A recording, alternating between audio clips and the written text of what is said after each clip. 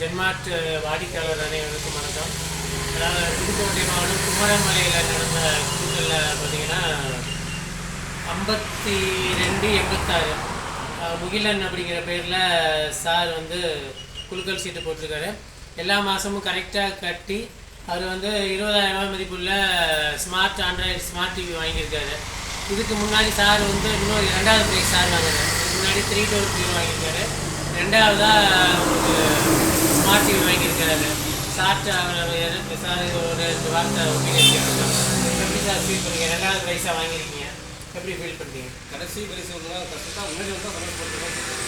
அதாவது 2வது ப்ரைஸு சீக்கிரம் வாங்கிட்டாரு. முதல் ப்ரைஸ் விளையாட்டு ஓகே. அதுலேயும் சார் பரிசு சீக்கிரம் வேணும் முடியுது எனக்கு.